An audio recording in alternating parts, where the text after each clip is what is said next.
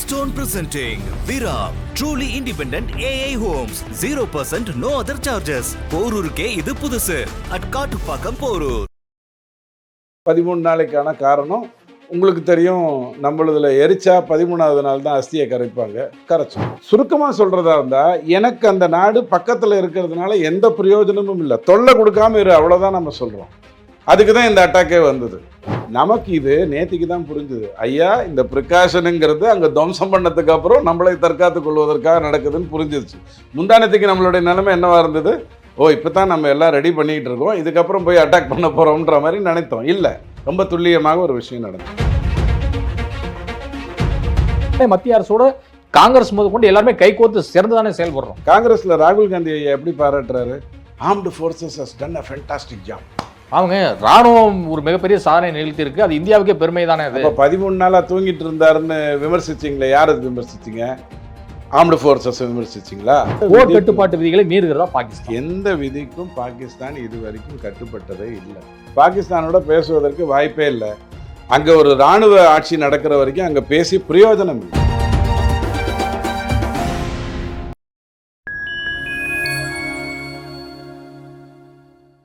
Fine time media நேயர்களுக்கு வணக்கம். நான் உங்கள் சங்கீத் குஹன். நம்ம சிறப்பு நிகழ்ச்சியில் நம்மோடு இணைந்திருக்கிறார் அரசியல் விமர்சகர் மற்றும் துக்ளர் வாசகர் திரு டிடிஎஸ் ரவீந்திரநாதன் அவர்கள். வணக்கம். வணக்கம் ஜி. எப்படி சார் இருக்கீங்க? ரொம்ப மகிழ்ச்சியாக இருக்குது. 26 பேருக்கு என்ன பண்ணணுமோ அதை மோடி அழகாக பண்ணி கொடுத்துட்டாரு. ஒரு உயிருக்கு இன்னொரு உயிர் இது இல்லை. ஆனால் நிராயுதபாணியாக இருந்தவங்களை சுடும்போது அந்த இடத்துல அந்த இயக்கத்தையே அழிப்பேன் அப்படின்னு சொல்கிறது தான் சரியான மெத்தடு. ஸோ கண்டிப்பாக அவங்களுடைய கணவன்மார்கள் திரும்ப அவங்க கிடைக்க போகிறதில்ல. அந்த பசங்களுக்கு பெற்றோரில் சிங்கிள் மதராக தான் அவங்க ஃபேஸ் பண்ண போகிறாங்க. ஆனால் நிராயுதபாணியாக இருந்ததை ஒரு 8 மறை காய்ந்தவர்கள் ஒரு இடத்துல போயிட்டு தன்னை பெரிய இராணுவத்தின் தளபதிகள் நினச்சிக்கிட்டு முட்டாள்தனமாக ஒரு வேலையை செஞ்சிட்டாங்கன்னு உடனே நாம் உடனே அடுத்த நாளே 40 தீவிரவாத அமைப்புகள் இருக்கக்கூடிய பாகிஸ்தானில் இருக்கக்கூடியதை ஐடென்டிஃபை பண்ணிட்டோம். நேற்றுக்கு நடந்ததை அன்றைக்கே மிசைல் அட்டாக்கில் பண்ணியிருந்துருக்கலாம். பட் அப்படி பண்ணால் என்ன ஆயிருக்கும் அப்படின்னு சொன்னால், இன்றைக்கி உலக நாடுகளுக்கு என்ன புரியுதுன்னு சொன்னால், 13 நாள் உனக்கு டைம் இருந்தது, உன்னை திருத்தி கொள்ள, அல்லது தப்பு யார் பண்ணாங்கன்னு கண்டுபிடித்து கொள்ள, அல்லது குறைஞ்சபட்சம் நம்ம கருணாநிதி ஐயா பண்ணுற மாதிரி ஒரு கமிஷனையாவது போட்டு நாங்கள் ஆராய்ஞ்சிக்கிட்டு இருக்கோம், யாருன்னு கண்டுபிடிச்சி கொடுக்குறோம் அப்படின்ற மாதிரி சொல்லியிருந்தாலும் பரவாயில்ல. அப்படியும் சொல்லலை. ஆணவத்தினுடைய உச்சத்தில் உட்காண்டிருந்தாங்க. அந்த நாடோட போரிடுறதுங்கிறது நமக்கு எந்த விதத்துலேயும் பெருமை கிடையாது. இப்போ பங்களாதேஷோட கிரிக்கெட் விளையாடினா, பங்களாதேஷோட நட்பு, நம்மளுடைய நெய்பர், அவங்க அங்கே இருக்கக்கூடிய மக்கள் நிறையா ஹிந்து இஸ்லாத் எல்லாருமே இருக்காங்க. அதுவும் கார்மெண்ட்ஸில் நம்மளோட நல்லா போட்டி போடக்கூடிய ஒரு நாடு, சந்தோஷம். ஆனால் அதனோட கிரிக்கெட் விளையாடுறதுனால நமக்கு ஏதாவது பிரயோஜனம் இருக்கா? விளையாடித்தான் ஆகணும். கோலி சொல்ல முடியுமா, நான் அங்கே 300 ரன் அடித்தேன் பங்களாதேஷோடன்னு சொல்ல முடியுமா? அந்த மாதிரி தான் பாகிஸ்தானோட ஒரு போரிட்டு அங்கே மிலிட்ரி ஏவுகணைகள் எல்லாம் தாக்கி அங்கே இருக்கக்கூடிய சிவிலியன்களுக்கு தொல்லை கொடுத்து, பாகிஸ்தான் உடனே தன்னுடைய மக்கள்கிட்ட போய் பாருங்கள், நான் 70 வருடங்களாக இந்த நாட்டை அழகாக கொண்டு வந்தோம், இந்தியா நம்மளை அழிச்சிருச்சு, இனிமேலுன்ட்டு நாம் முன்னேறணும், நாங்கள் தான் உங்களை காப்பாற்ற போகிறோம் அப்படின்னு நம்ம ஸ்டாலின் ஐயா எப்படி சமூக நீதி காவலர், மாநில சுயாட்சி காவலராக திகழ்ந்துக்கிட்டு இருக்காரோ, அந்த மாதிரி அந்த ஆர்மி உட்கார்ந்துருப்பான். ஒரு பிரயோஜனமும் கிடையாது. அந்த பாகிஸ்தானோட நம்ம சண்டை போடுறதுனால ஒரு பிரயோஜனமும் கிடையாது. என்ன யோசித்தோம் அப்படின்னா, அவங்களோட பேச வேண்டாம்ங்கிறதுல நம்ம தெளிவாக இருந்தோம். அங்கே பேசி என்ன பிரயோஜனம்? ரத்தமும் பாலும் ஒரே இடத்துல எப்படி ஓட முடியும்? கண்டிப்பாக அந்த பால் பயனற்று தானே போகும். பேசாமல் இருந்தோம். ஆனால் இந்த மாதிரியான வேலையை செய்கிறாங்க, அமைதியாக இருக்காங்க. அப்படின்னும் போது நேற்றுக்கு இந்த தாக்குதல் நடந்த உடனே அந்த சடலங்களையெல்லாம் எடுத்துக்கொள்ளக்கூடிய விஷயத்தில் ஆர்மி ஆஃபீஸர்ஸ் இருந்தாங்க, போலீஸ் இருந்தாங்க. அப்போ அந்த நாடு இவங்ககிட்டேருந்து தன்னை டிட்டாச் பண்ணிக்குதா? அப்போ இவங்களெல்லாம் போராளிகள்னு தானே அதை சொல்லிக்கிட்டு இருக்கு. இல்லைன்னா ஆர்மிக்காரனுக்கு அங்கே என்ன வேலை? செத்தவன் ஒரு இவன் தானே, தீவிரவாதி தானே. அப்போது இதையெல்லாம் இந்த நாட்டுக்கு எடுத்து காட்டுறோம். பார், இதுதான் இவங்க, நான் என்ன பண்ணணும்னு சொல்லு, நான் செஞ்சது தப்பான்னு சொல்லு. இதுதான் 13 நாளைக்கான காரணம். உங்களுக்கு தெரியும், நம்மளதுல எரிச்சா 13வது நாள் தான் அஸ்தியை கரைப்பாங்க, கரைச்சோம். இப்போ இந்தியா ஒரு திட்டமிட்டு ஒரு துல்லியமான தாக்குதலை வந்து எல்லைக்கோட்டுக்கு அப்பால் தாண்டிடக்கூடாது, எல்லைக்கோட்டுக்கு உள்ள இருந்தே அவங்கள வந்து அடிக்கணும் அப்படிங்கிற ரீதியில ஒரு துல்லியமான தாக்குதலை இந்த சிந்தூர் ஆபரேஷன் மூலம் நடத்திருக்குன்னு எடுத்துக்கலாமா? இல்லை, இதில் நீங்கள் மூணு விஷயம்தான் ரொம்ப புரிஞ்சுக்கணும். இப்போ நாம் வந்து இன்னைக்கு இருக்கக்கூடிய டெக்னாலஜியில் அங்கே இருக்கக்கூடிய நம்மளுடைய ஆட்கள் எல்லா இடத்துலையும் எல்லாருடைய உளவுத்துறை ஆட்களும் இருப்பாங்க இல்லையா? இப்போ நம்மளுடைய முக்கிய பிரச்சனையே என்ன, காஷ்மீரில் வந்து ஊடுருவி இருக்கக்கூடிய பாகிஸ்தான் சிந்தனை உள்ள இன்னும் அந்த தீவிரவாதத்தை நம்புகின்றவங்க காஷ்மீரில் இருக்காங்க. அவங்க திடீர்னு வெளில வந்து ஏதோ ஒரு அட்டாக் பண்ணிட்டு போயிடுவாங்க. நாம் என்ன நினைப்போம், பாகிஸ்தான்லேருந்து திட்டமிட்டு வந்து காஷ்மீரில் கை வச்சான்னு. அப்படி கிடையாது. அவன் ஆல்ரெடி அங்கே உட்காந்துட்டு இருப்பான். அவனுக்கு சைலண்ட்டு ஸ்லீப்பர் செல்லுக்கு கொடுத்த மாதிரி தகவல் கொடுத்த உடனே ஒரு தப்பை பண்ணுவான். இப்படி தான் அவங்களதில் நடக்கும். நாம் ஆனால் அவங்கள அழிக்கணும்னு முடிவு பண்ணால் அன்னைக்கு ராத்திரி 22ஆம் தேதி ராத்திரி அல்லது 23ஆம் தேதி பகலுக்குள்ள அந்த 40 தீவிரவாத இயக்கங்கள் இருக்கக்கூடிய இடத்தையும் அடித்து துவம்சம் பண்ணியிருக்க முடியும். ஸோ இதுக்கு வந்து நீங்கள் திட்டமிடுறதுக்கு ஒன்றுமே இல்லை. ஏன்னா நமக்கு ஏற்கனவே தெரியும் அவங்கள ஒன்றும் நம்ம நாளைக்கு நண்பர்களாக வருவாங்க, நாளைக்கு சகோதரர்களாக வருவாங்க, நாளைக்கு நிலை திரும்பி வருவாங்கன்னு நம்ம எதிர்பார்த்ததே இல்லை. அவங்க சீர்கெட்டு போய் அங்கே புறையோடி போய் இருக்கிறது நம்ம தெளிவாக தெரியுது. ஸோ அவங்க ஏற்கனவே தற்கொலை செய்து கொண்டிருக்காங்க. அவங்கள போய் டுப்புன்னு சுட்டுட்டு நான் தான் கொண்டேன்னு சொல்கிறதுல என்ன பெரிய பெருமை இருக்க முடியும்? ஸோ நாம் எந்த விதத்துலையும் துல்லியமாக அட்டாக் பண்ணி கரெக்டாக பண்ணணும் அப்படிலாம் நினைக்கல. ஆனால் 2 விஷயத்தில் ரொம்ப ஜாக்கிரதையாக இருந்தோம். ஒன்று, அந்த 26 பெண்களுக்கு நீதி வேணும். ஒரே ஒரு உயிர் தான் சார், ஒரு உயிர் ஒரு உடல் சிதைத்து அமைச்சாங்க கார்கில் போது, இப்போ லைன் ஆஃப் கண்ட்ரோலில். அந்த நம்மளுடைய வீரருக்காகத்தான் கார்கில் வாரே நடந்தது. கார்கில் வார் வந்து 100 பேரை கொன்னதுக்காக நடக்கலை, அல்லது ஊடுருவிட்டாங்கிறதுக்காக நடக்கலை. ரிட்டர்ன் ஆஃப் பாடிஸ் கொடுக்கும்போது சிதைச்சி அனுப்பியிருந்தாங்க. அதை பார்த்த மறு நிமிஷம் முடிவு பண்ணிட்டோம், உன்னை சாவடிக்கிறேன்னு. கார்கில் அடிச்சு தூள் கிளப்பினோம். ஸோ அப்படித்தான் இதுவும்.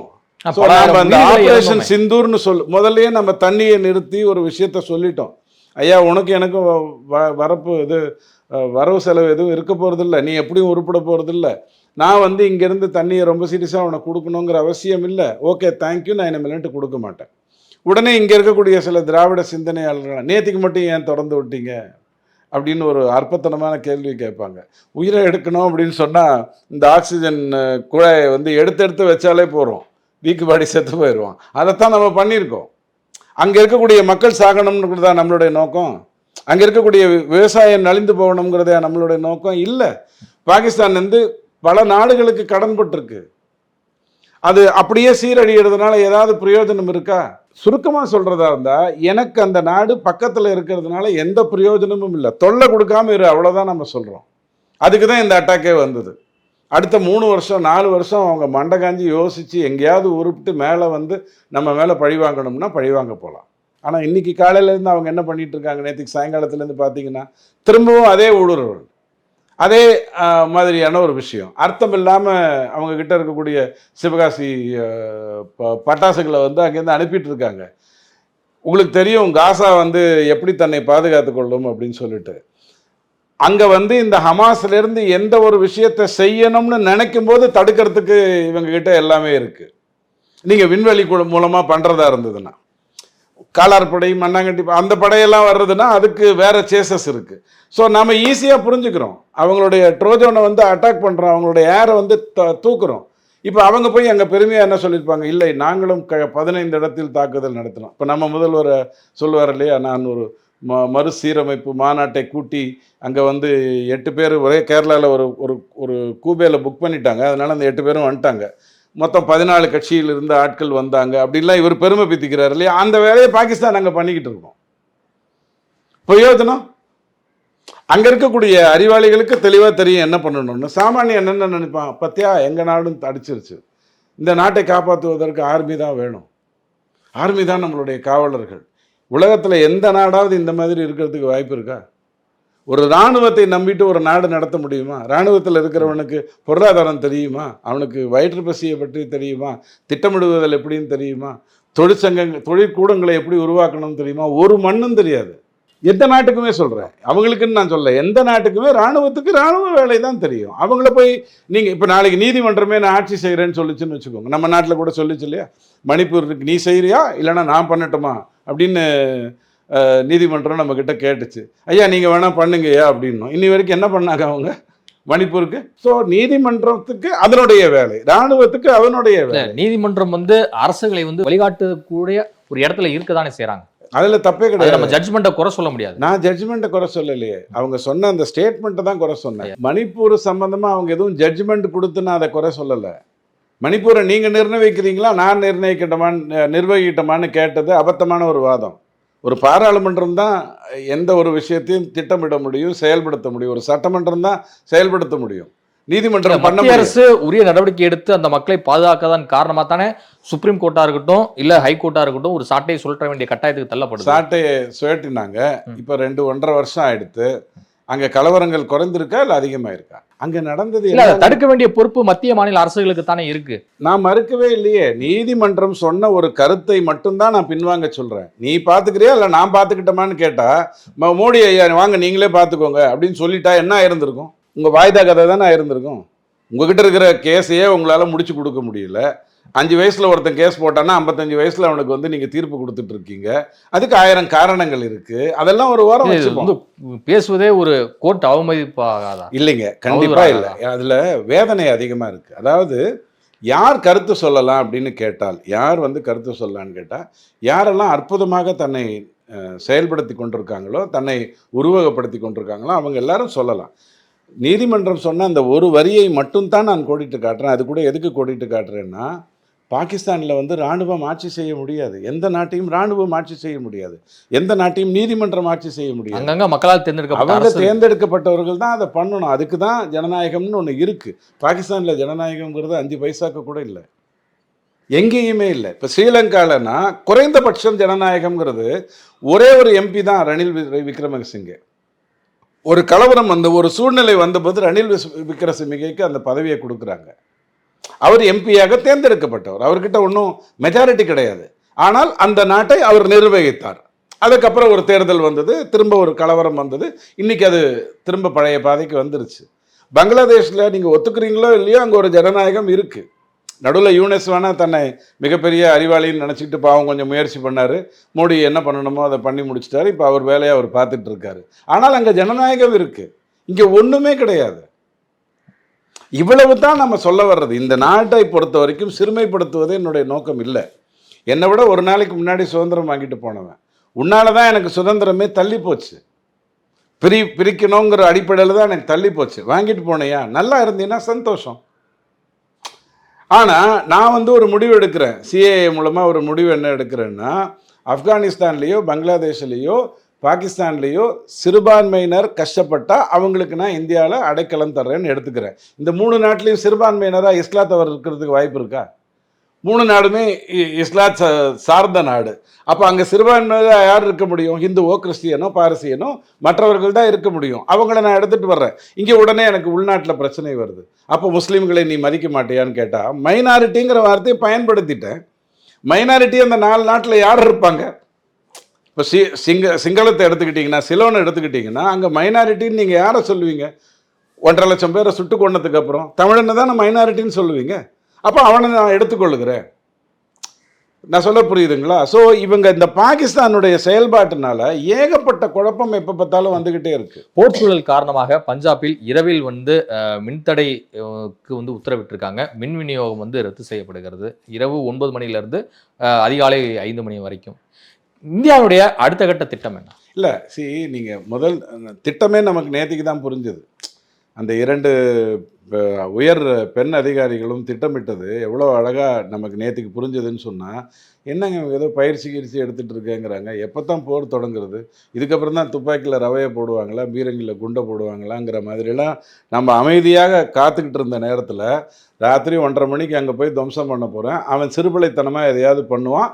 நாம் இந்த 244 மாவட்டங்களில் எங்கெல்லாம் கெமிக்கல் ரியாக்ஷனோ அல்லது மற்ற ரியாக்ஷனோ, அதாவது ஒரு பாதிப்பு 100ஆக வருமோ அந்த இடத்துக்கு நான் ப்ரொடெக்ட் பண்ணுறேன்னு சொல்லிட்டு வர்றேன். எது கடலோர மாவட்டங்களாக இருக்குது, மாநிலங்களாக இருக்குது, ராஜஸ்தானோ பஞ்சாபோ இருக்குன்னா அந்த இடத்துல நான் ஒரு ப்ரிகாஷன் எடுத்துக்கிறேன். ஏன்னா அவன் இந்த நிமிஷம் எதை யோசித்து எதை செய்ய போகிறான்னு நமக்கு தெரியாது. மறை கேண்டவன் என்ன வேணாலும் பண்ணுவான். நீ அவன் டேபிளையும் தூக்கி அடிப்பான், டேபிளை தூக்கி தண்ணியை கூட அடிச்சுப்பான். அவனை நீங்கள் ஒன்றுமே எதிர்பார்க்க முடியாது. இப்போது நடு ரோட்டில் ஒரு கொஞ்சம் பேதலித்தவர் வந்தாருன்னு சொன்னால் நீங்கள் வண்டியை நிறுத்திடுவீங்க. ரைட்டில் போவானா லெஃப்ட்டில் போவானான்னு உங்களுக்கு தெரியாதுங்கிற மாதிரி இந்த பாகிஸ்தான் என்ன பண்ணுங்கிறது நமக்கு தெரியாது. அப்போ நாம் ஒரு ப்ரிகாஷன் எடுத்துக்கிறோம். நமக்கு இது நேத்திக்கு தான் புரிஞ்சுது. ஐயா, இந்த ப்ரிகாஷனுங்கிறது அங்கே துவம்சம் பண்ணதுக்கு அப்புறம் நம்மளை தற்காத்து கொள்வதற்காக நடக்குதுன்னு புரிஞ்சிருச்சு. முந்தானத்துக்கு நம்மளுடைய நிலைமை என்னவா இருந்தது? இப்போ தான் நம்ம எல்லாம் ரெடி பண்ணிக்கிட்டு இருக்கோம், இதுக்கப்புறம் போய் அட்டாக் பண்ண போகிறோம்ன்ற மாதிரி நினைத்தோம். இல்லை, ரொம்ப துல்லியமாக ஒரு விஷயம் நடந்தது. திரும்பவும் சொல்கிறேன், உங்களுடைய கேள்வி முதல்ல கேட்ட கேள்விக்கே திரும்ப வர்றேன். பாகிஸ்தானோடு போரிட வேண்டிய அவசியங்களை பாகிஸ்தான் ஏற்படுத்தவே இல்லை. உண்மையை சொன்னான், அங்கே ஒரு போர்னு நடக்கணுங்கிற அவசியமே கிடையாது. அவங்கக்கிட்ட இருக்கக்கூடிய அந்த புறையோடு இருக்கிற அந்த கேன்சரை எடுத்து கொடுக்கணும். இது கூட என் வேலை இல்லை, அவன் எப்படியோ போட்ட எக்கெடு கட்டு போட்டோம் தான் நான் இருக்கணும். ஆனால் தொல்லை கொடுக்குறியா, குறைஞ்சபட்சம் உங்ககிட்டேருந்து ஒரு கோம்பட் ஆப்ரேஷன் ஒன்று சொல்லுவாங்க. உதாரணத்துக்கு கொரோனா டைமில் நீங்கள் பார்த்துருப்பீங்க, ஒரு டாக்டர்கிட்ட போய் ஐயா எனக்கு ஏதோ பாதிப்பு தெரியுது அப்படின்னு சொன்னால் 3 நாளாக நீங்கள் எங்கெங்கெல்லாம் மூச்சு எப்போ திணறிச்சுன்னு 3 நாளாக திணறுதுங்க. அப்படியா, 3 நாள் நீங்கள் எங்கெங்கெல்லாம் போனீங்கிற டீட்டெயிலை வாங்கிட்டு அங்கெல்லாம் ஆள் அனுப்பி அங்கே இந்த பாதிப்பு பரவி இருக்கான்னு பார்ப்பார். இந்த கோம்பட் ஆப்ரேஷன் மட்டும்தான் நாம் பண்ணி கொடுக்க முடியும். சாதாரண ஃபேமிலி டாக்டர் மாதிரி மஞ்சள் மாத்திரை எழுதி உங்ககிட்ட அனுப்ப முடியாது, ஏன்னா மறைகாண்டு இருக்கீங்க. அப்போது இந்த அடிப்படையில் மட்டும்தான் நம்ம பாகிஸ்தானோட டீல் பண்ண போகிறோம். அவங்களுடைய பங்கு சந்தைன்னு ஒன்று இல்லவே இல்லை, அது குறைஞ்சதுனால வருத்தப்படுறதுக்கு ஒன்றும் இல்லை. பாகிஸ்தான் ஏவிய ஏவுகணையை இந்தியா இடைமறுத்து அழிச்சிருக்கு. ஸோ இதெல்லாமே பார்க்கும்போது கிட்டத்தட்ட ஒரு போர் தொடங்கிவிட்ட ஒரு சூழ்நிலை தான் நெருக்கடி. இல்லைங்க, ஒரு வித்தியாசத்தை புரிஞ்சுக்கோங்க. நாம் இங்கேருந்து அனுப்பினதை அவன் வெடிக்கிற வரைக்கும் அவனால் கண்ணாலேயே பார்க்க முடியல.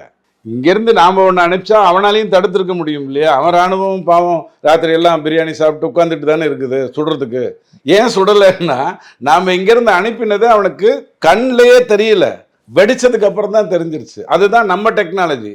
அவன் லூசு மாதிரி அனுப்பிட்டு இருக்கிற பட்டாசுகள் நமக்கு அவன் அனுப்பும்போதே தெரிஞ்சிருது. நம்ம டுப்புன்னு சுட்டு முடிச்சிடுறோம். நல்லா புரிஞ்சுக்கோங்க. ஆனால் பத்திரிகையில் செய்தி எப்படி வரும்? நேற்றுக்கு இந்து பேப்பரில் வந்தது இல்லையா, ரொம்ப அறிவார்த்தமான ஒரு தகவல் வந்தது பாருங்க. பாகிஸ்தான் இத்தனை ஏவுகணைகளை, இந்தியாவின் ஏவுகணைகளை தாக்கிவிட்டது அப்படின்னு ஒரு அற்புதமான ஒரு தகவல் வந்து. இல்ல, ரஃபேல் விமானத்தையும் தாக்கியிருக்காங்க அப்படிங்கிறதுல செய்தி வெளிவரும். அது எவ்வளவு ஃபால்ஸுங்கிறத உடனே புரிய வச்சோம். ஹிந்து ரஃபேல் விமானத்தை பாகிஸ்தான் ராணுவம் தாக்கவில்லையா? இந்த பாருங்க, உங்களுக்கு ஆர்மி கொடுத்திருக்கிற ஸ்டேட்மெண்ட் என்னன்னா, நான் எதை அனுப்பினேனோ அது எனக்கு திரும்பி வந்து விட்டது. இதுதானே அதுல இருக்கக்கூடிய காரணம். வேற ஏதாவது இருக்கா? ஒண்ணும் கிடையாது. நேத்து அந்த 2 மேமே சொன்னாங்க, நாங்க துல்லியமா இந்த பாகிஸ்தான் பண்ணக்கூடிய வேலையோ அல்லது நம்ம இந்த மாநில சுயாட்சி காவலர் பண்ற வேலையோ சும்மா பீலா விடுற வேலை தான். எதுவும் நடந்திருக்காது. நான் தான் இந்தியாவுக்கு முன்னோடி, நான் தான் போய் காப்பாத்துறேன்னு நம்மளால எப்படி சொல்லுவாங்க? இந்திய தேசத்திற்காக தமிழ்நாடு துணை நிற்கும், மத்திய அரசு எடுக்கக்கூடிய எல்லா நடவடிக்கைக்கும் மாநில அரசு துணை நிற்கும் தானே அவர் சொல்றாரு. முந்தானத்துக்கு அவர்கிட்ட பேட்டி, ஒரு தேசத்திற்காக எல்லாருமே ஒன்றுபட்டு நிக்க வேண்டிய ஒரு நேரத்துல தானே சொல்றாரு. இதை ஏன் நீங்க பாகிஸ்தானோட கம்பேர் பண்றீங்க? நான் கம்பேரே பண்ணல, அவர் தான் தப்பு பண்ணார். பாகிஸ்தான்ல இந்த மாதிரி ஒரு அட்டாக் நடந்துருச்சு. அவர் முதல்ல ஒரு நாடே கொதித்தெழுதானே செய்யறோம். கண்டிப்பா இருக்கும், அறிவாலயத்திலையும் கண்டிப்பா கொதிச்சிருப்பாங்க. நான் அதை கிண்டல் பண்ண விரும்பல. அப்போ அவங்க என்ன சொல்லியிருக்கணும்? இந்த பயங்கரவாதம் ரொம்ப தப்பானது. இந்த பயங்கரவாதம்ங்கிறது நல்லா புரிஞ்சுக்கோங்க. பாகிஸ்தான்லேருந்து நான் வந்திருக்கேன், நீ இந்தியனா, நான் டுப்புன்னு சொல்கிறேன்னு அந்த மறைக்காண்டவன் பண்ணலை. நீ முஸ்லீமா இல்லையா, இந்தா டுப்பு இதைத்தானே அவன் பண்ணான். அதைத்தானே நீங்கள் சொல்லியிருக்கணும். மதத்தை தேவையில்லாமல் இந்த இடத்துல கொண்டு வந்தது தப்பு, மத ரீதியாக ஒருவனை தாக்குவதோ அழிப்பதோ தப்பு, அதைத்தானே சொல்லியிருக்கணும். இவர் சொல்ல முடியாது, பாவம், இவருக்கு 1000 பிரச்சனை இருக்குது. முந்தானத்துக்கு பேட்டி எடுக்கிறாங்க, ஐயா ட்ரில்லு நடக்க போகுது தமிழ்நாட்டிலேங்கிறாங்களே, அதெல்லாம் என்கிட்ட மத்திய அரசு எதுவும் பேசலை. உங்ககிட்ட பேசலையா? உங்ககிட்ட பேசாமல் ஒரு வேலையை செய்ய முடியுமா? சென்ட்ரல் கவர்மெண்ட் இடம் தாங்க, ஆவடிங்கிறது சென்ட்ரல் கவர்மெண்ட் இடம் தான். ஸ்ரீஹரிகோட்டாவும் இந்த இதுவும் கல்பாக்கமும் சென்ட்ரல் கவர்மெண்ட் இடம் தான், மத்திய அரசினுடைய அந்தந்த டிவிஷன் கூட இடம் தான். பட் உங்களுக்கு அதை பற்றி எதுவும் தெரியாதா? நீங்கள் கேட்டிருக்க மாட்டிங்களா? ஐயா நாங்கள் என்ன பண்ணணும் இந்த சூழ்நிலையில், நீங்கள் எப்படி இதை எதிர்கொள்ள போகிறீங்க, நாங்கள் அதுக்கு எப்படி துணைன்னு இருக்கணும், கேட்கணுமா வேண்டாமா? கேட்டாரா?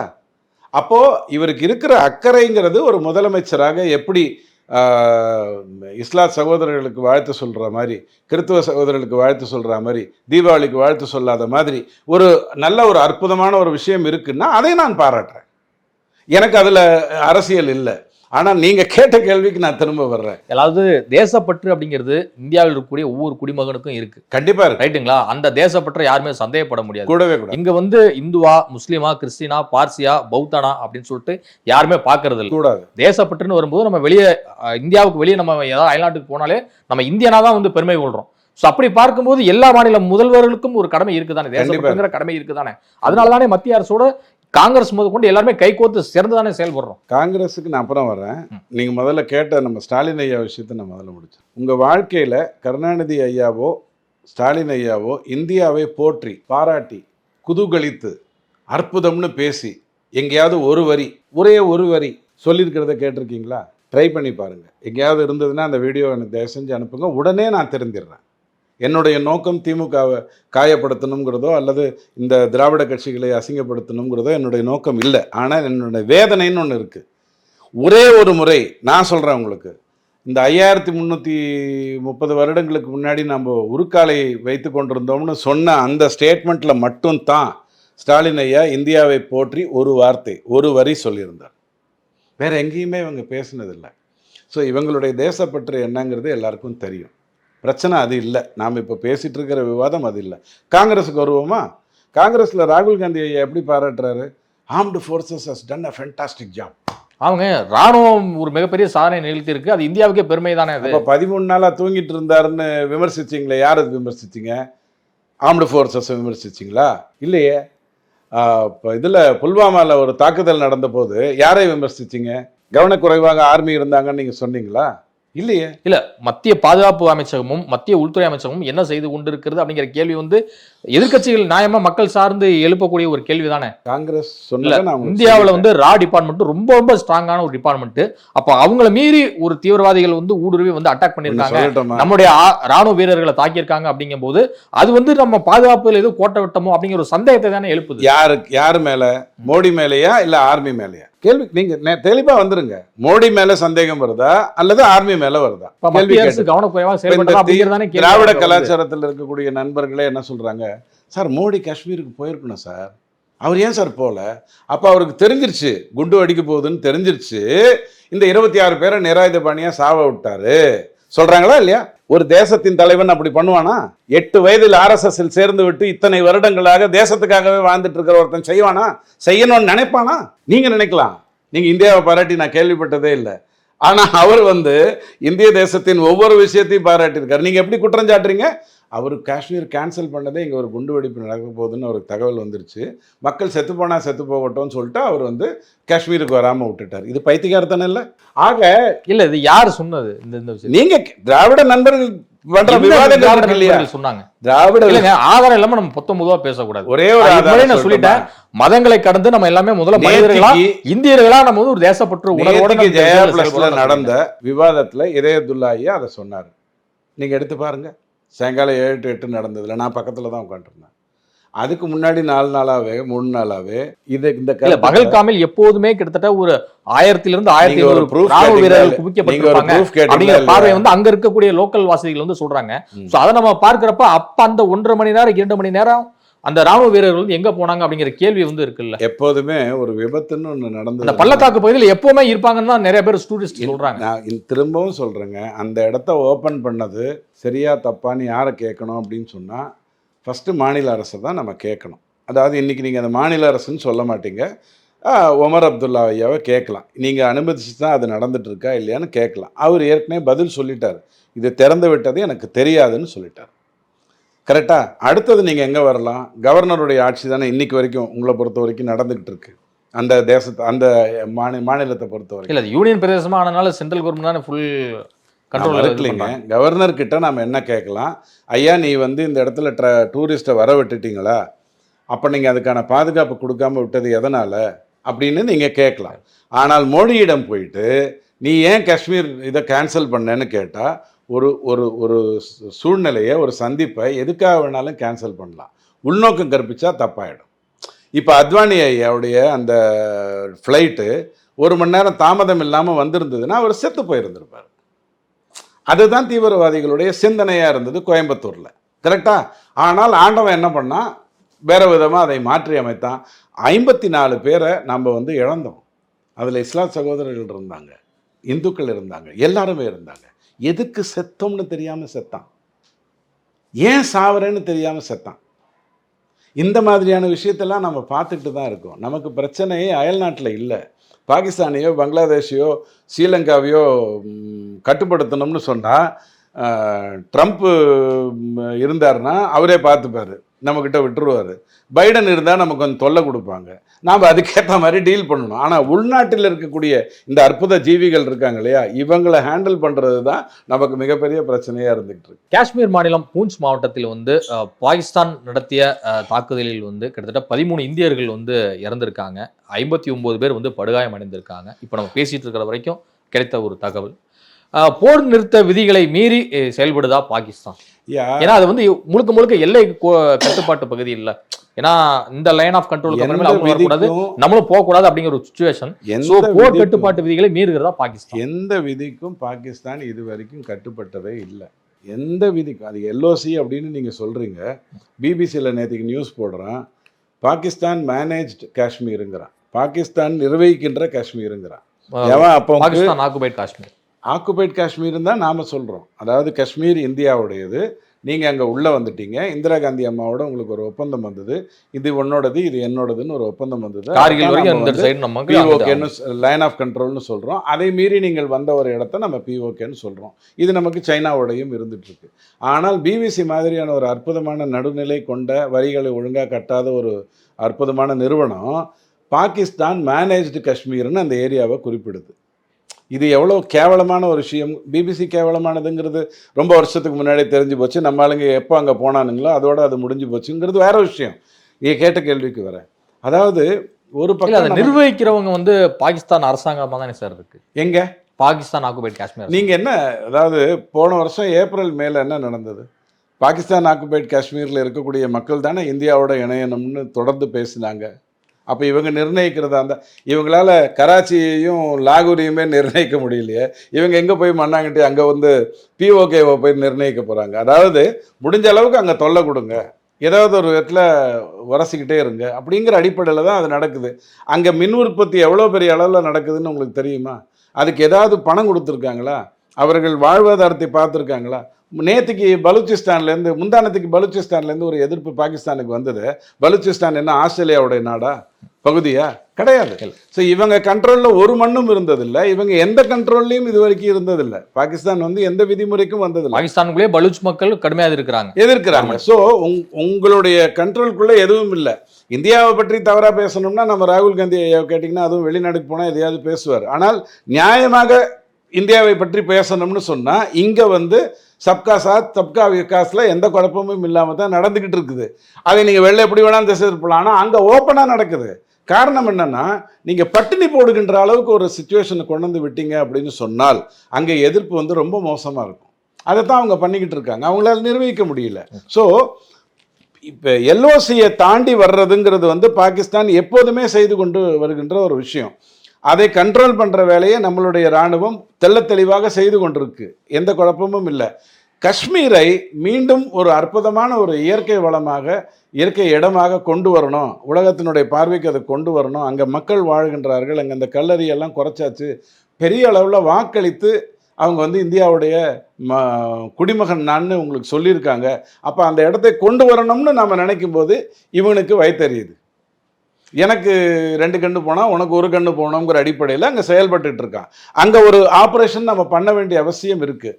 வெஸ்ட் பெங்காலில் பண்ண வேண்டிய அவசியம் இருக்குது. அங்கிருந்து வெஸ்ட் பெங்கால்லேருந்து பங்களாதேஷிகளை வெளியே அனுப்ப வேண்டிய அவசியம் இருக்குது. கிட்டத்தட்ட 3.5 கோடி பேருக்கு மேலே அங்கே இருக்காங்கங்கிற ஒரு அநியாயமான ஒரு விஷயம் நடந்துட்டு இருக்கு.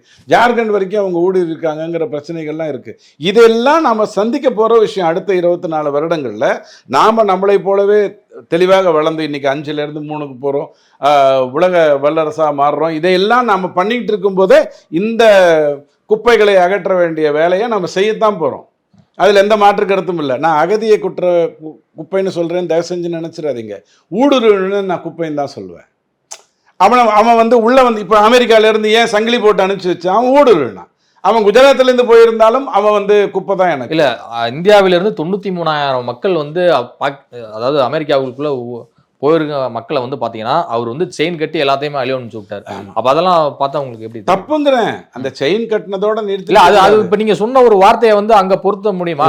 நானே சொல்றேனே, ஒரு நாட்டுக்கு சொல்லாம இந்தியன சக இந்தியனே இப்படி சொல்லலாமா? ஏங்க, இந்தியன்கிறது எப்பங்க வரும்?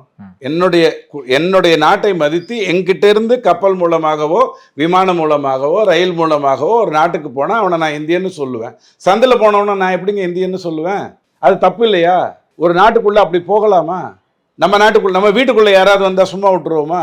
ஒரு எலிக்கு உட்காந்து பிஸ்கட் வாங்கி போட்டுட்டு சாவடிச்சிட்டு இருக்கோம். அப்ப அகதியெல்லாம் நீங்க இந்த பார்வையில தான் பாப்பீங்க. அகதிகள்ங்கிறது வேற விஷயங்க, ஊடுருவல்ங்கிறது தப்புங்க. அதாவது இலங்கையிலிருந்து அல்லது வேற நாட்டிலிருந்து, பங்களாதேஷ்லேயே ஒரு வார் நடக்கும்போது முஷிப் ரஹ்மான் காலத்தில் வந்து அங்கிருந்து அகதிகளாக வந்தவங்களை நம்ம பார்க்கறது வேற விஷயம்.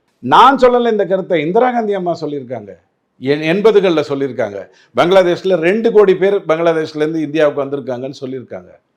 அவர்கள் அகற்றப்பட வேண்டும்னு அவங்க சொல்லியிருக்காங்க. ஏன்னா அகதிகளாக வர்றதுங்கிறது வேற, இந்த மாதிரி வர்றது, சந்தில் பூந்து வர்றதுங்கிறது தப்பு, பண்ணக்கூடாது. உங்கள் வீட்டுக்கு நான் வாசலில் வந்து காலிங் பெல் அடிச்சுட்டு, ஐயா எனக்கு இந்த திண்ணையில் படுக்கிறதுக்கு 2 நாள் டைம் கொடுங்கன்னு சொன்னால் நீங்கள் எனக்கு போர்வையும் கொடுப்பீங்க, அதுதான் மனிதாபிமானம். நான் மேலே கூரையிலேருந்து குதிச்சுட்டு, ஐயா நான் உள்ளே வந்துட்டேன் கண்டுக்காதீங்க அப்படின்னு சொன்னால் நீங்கள் உடனே போலீஸை கூப்பிடுவீங்க, அதுதான் மனிதாபிமானம். ஸோ அகதிக்கும் ஊடுருவனுக்கும் வித்தியாசத்தை புரிஞ்சுக்கோங்க. போர் நடவடிக்கைகள் அதிகரித்தால் இரு நாட்டினுடைய பொருளாதார சூழல் வந்து எப்படி இருக்கும்? ஐயா போரே வராது ஐயா, நீங்கள் தேவையில்லாம் பீதியெல்லாம் கலப்பாதீங்க. இந்தியாவுக்கும் பாகிஸ்தானுக்கும் சத்தியமாக போர் வராது. இல்லை, நிறைய பெரும்பான்மையான நபர்கள் வந்து பார்த்தீங்கன்னா சோசியல் மீடியாவில் வந்து எழுதுறாங்க, போர் வந்து வேண்டாம், பயங்கரவாத தடுப்பு நடவடிக்கை கண்டிப்பா இந்தியா பெரிய அளவில் முன்னெடுக்கணும், அதை வரவேற்க தகுந்தது. அப்படி சொல்றாங்க. அதே சமயம் போர் வந்து நமக்கு வேண்டாம் அப்படிங்கிற அப்படி சொல்றாங்க இல்லையா? அவங்க எங்கேயாவது அந்த நிராயுதபாணியை கொன்னதை நீ முஸ்லீமானு காட்டு. இப்ப இந்த சிந்தூர் ஆபரேஷனை வந்து சக்சஸ்ஃபுல்லா நடத்துனதை வந்து பாத்தீங்கன்னா இந்தியன் ஆர்மியும் சரி சென்ட்ரல் கவர்மெண்ட் நல்லா நிறைய பேர் பாராட்டிட்டு தான். நான் அங்க வரவே இல்லை, பாராட்டிட்டு தான் வராங்க. நான் அங்க வரவே இல்லை. காஷ்மீர்ல அந்த பிரச்சனை நடந்த பொழுது அடுத்த நாள் இவங்க என்ன எழுதினாங்கிறத தயவு செஞ்சு பாருங்க.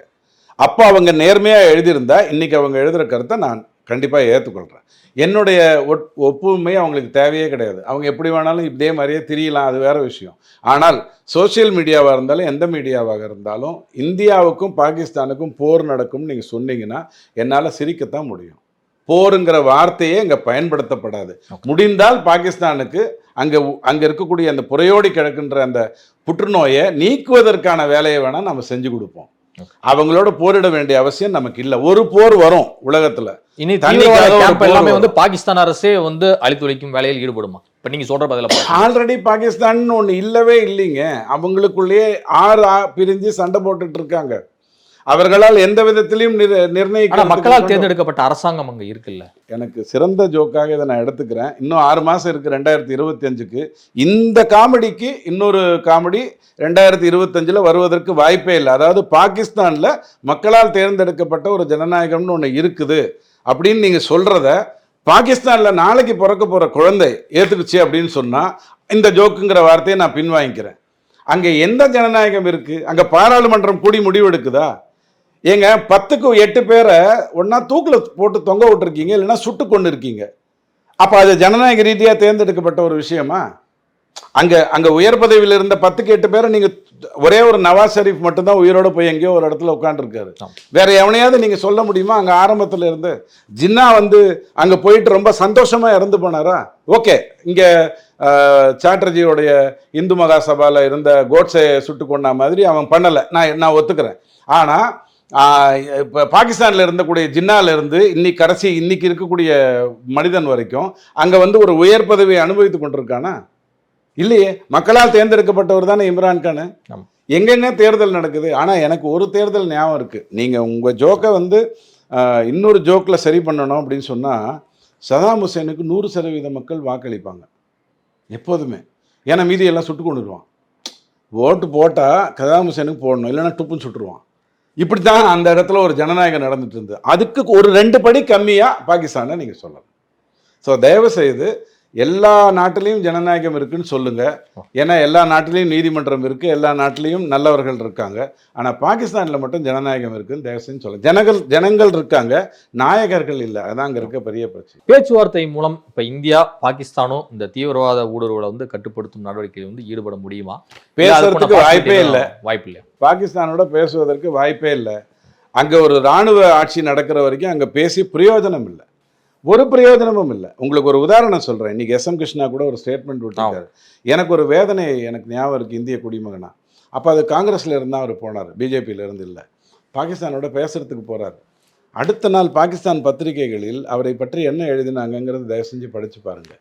அவர் பேசுகிறாரு, ஃபோனில் பேசுகிறாரு, ஃபோனில் பேசுகிறாரு. யாரிடமோ பேசி பேசி தான் பதில் சொல்கிறாரு. இவருக்கு பேசுவதற்கு தகுதியே இல்லைங்கிற மாதிரி அசிங்கப்படுத்தினான். யாரை? இந்தியாவிலேருந்து பேசுவதற்காக பாகிஸ்தான் சென்ற ஒரு அற்புதமான அரசியல்வாதியை. அந்த அளவுக்கு கேவலமான ஒரு நாடு. அவங்க கூட பேச வேண்டிய அவசியமே இல்லை, பேசி பயன் இல்லை. ஏதோ ஒரு கட்டத்தில் அவன் ஒத்துக்கணும். நேற்றுக்கு வந்தான் பாருங்க அந்த சவங்களுக்கு. இங்கே கூட கோயம்புத்தூரில் வந்திருக்காங்க, ஒரு தீவிரவாதி இறந்த போது நம்ம ஆளுங்கெல்லாம் போயிட்டு வந்திருக்காங்க. இது அரசியல். ஆனால் அங்கே நடந்தது இருக்கு பாருங்க, ஒப்புதல், வாக்குமூலம். தீவிரவாத முகாம்களை அழிச்சிருக்கோம், செத்தமெல்லாம் சத்தியமா தீவிரவாதி. ஆர்மிக்காரனுக்கு அங்கே என்னங்க வேலை? காவல்துறைக்கு அங்கே என்னங்க வேலை? இதெல்லாம் இந்த தெலுங்கு படத்தில் தான் நம்ம பார்ப்போம். போலீஸ் கையை கட்டிட்டு நிற்பாங்க, இராணுவமே வந்தாலும் கை தட்டி நிற்கும், ஹோம் மினிஸ்டரே வந்தாலும் வணக்கம் ஐயா அப்படின்னா. இதெல்லாம் தெலுங்கு படத்தில் தான் பார்ப்போம். நேற்றுக்கு பார்த்தேன், வேதனையாக இருக்கு. இறந்தவன் தீவிரவாதி, போராளி இல்லை. ஸோ இந்த மாதிரி நாடோட எப்படி பேசுறது? இல்லைன்னா ஜெய்சங்கருக்கு தெரியாதா என்ன பண்ணணும்னு? இவ்வளோ நாள் நம்ம விட்டு 11 வருடமாக நம்ம பேசாமல் இருந்ததுக்கு வேற ஏதாவது வேலை இருந்ததுனால காரணமா? இல்லை, பேசி பயனே இல்லை. அங்கே யார் கூட பேசுவீங்கன்னு உங்களுக்கு தெரியாது. யார் கூட பேசணும்னு நீங்கள் சொல்லுங்கள், அங்கே வேணால் போய் பேசிடலாம். நாட்டை கட்டுப்படுத்துறது இராணுவம். நீங்கள் பிரைம் மினிஸ்டரோட பேசி ஏதாவது பிரயோஜனம் இருக்கா? நான் சொல்ல புரியுதுங்களா? ஸோ பாகிஸ்தானை அப்படியே விட்டுருங்க. அவங்க நிம்மதியாக நல்ல அங்கே இருக்கக்கூடிய மக்களோ அந்த மதமோ கண்டிப்பாக எந்த தப்பும் பண்ணலை. அங்கே இருக்கக்கூடிய சிஸ்டம் மட்டும்தான் தப்பு. அந்த சிஸ்டத்தை எப்படி காப்பாற்றுறதுன்னு நம்ம பார்க்கலாம். இல்லையா எப்படியோ போங்கண்ணா அப்படின்ட்டு விட்டுறலாம். ஆனால் ஒரு எதிர்பார்ப்பு எல்லார்கிட்டையும் இருக்குது. பாகிஸ்தான் தன்னை இந்தியா நிர்வகிக்கணும் அப்படின்னு ஒரு முடிவை எடுத்ததுன்னா 10 வருடம் போகிறோம் அந்த அற்புதமான ஒரு நாட்டை திரும்ப நல்ல நிலைமைக்கு கொண்டு வந்து கொடுக்கறது. அந்த முடிவை அவங்க எப்பயாவது எடுத்தாங்கன்னா அது நல்லாயிருக்கும். இல்லை வீம்பு கதையை தான் பேசிகிட்டு இருப்பாங்கன்னு சொன்னால் மன்னிச்சுக்கோங்க, அங்கே பேசுகிறதுக்கு ஒன்றுமே இல்லை. இதுவரை உங்கள் பல்வேறு கொண்டு நன்றி சார்.